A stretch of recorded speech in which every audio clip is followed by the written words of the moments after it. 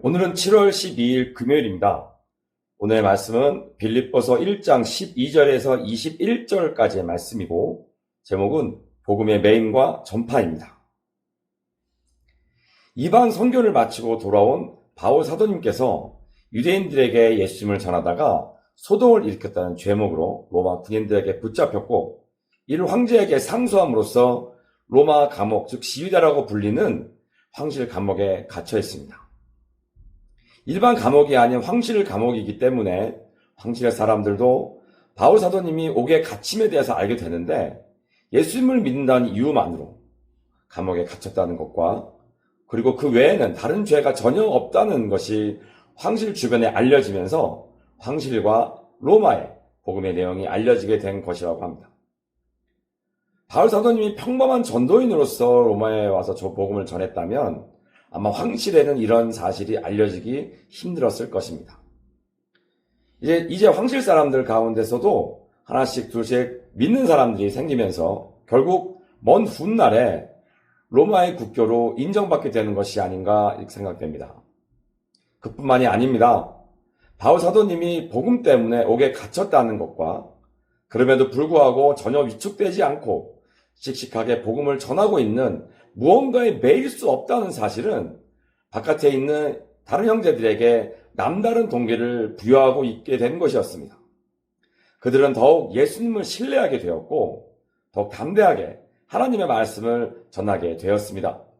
아마 갇혀있는 바울 사도님을 대신하여서 복음을 열심히 전하겠다는 사명감도 고취되고 바울 사도님의 굳건한 모습을 용기 내어서 전할 수 있게 되었을 것입니다.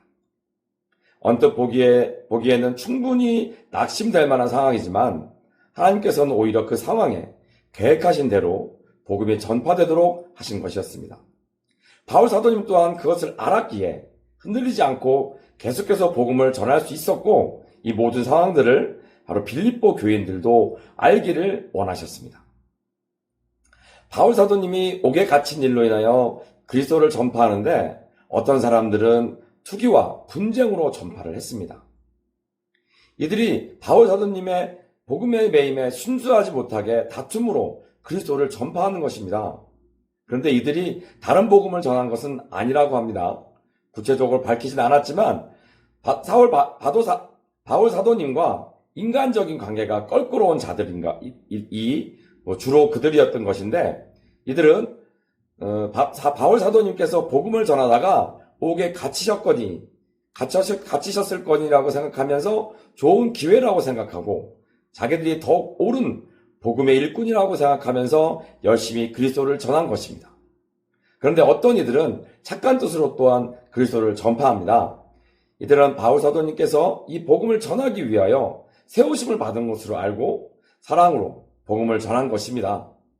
이러한 현상을 바울 사도님이 어떻게 말씀하십니까? 빌립보 교회 안에 바울 사도님을 좋지 않게 본 사람들은 자기들의 옳음으로 나타내려고 더 열심히 그리스도를 전했다가 하더라도 그리스도가 증거되니 나는 온전히 기쁘다고 말씀을 하십니다. 이렇게 바울 사도님은 그리스도를 전하는 복음 자체를 전하는 것에 집중하셨기 때문에 그리스도만 내 몸에서 존귀하게 되기를 바라셨다는 것은 내 안에 바로 그리스도가 사시는 것입니다.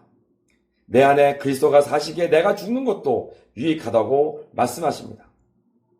그런데 우리는 내가 죽었는지 죽지 않았는지 바로 돌아봅시다. 내 안에 그리스도가 아니라 나만 살아있지는 않은지 바로 예수님이 그리스도로 전파되는 것으로 기뻐하는 자가 바로 성도입니다. 복음의 전함은 예수 그리스도께서 이 땅에 오신 것을 또한 오신 이후에 약속하신 것을 이루시는 것입니다. 복음은 우리에게 기쁘고 복된 소식입니다.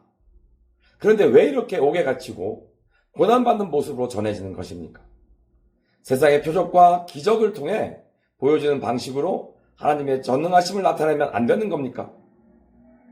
하지만 이런 생각들이 드는 이유는 바로 이 세상의 것들, 사탄과 마귀들이 우리의 마음과 생각을 가리고 있기 때문입니다.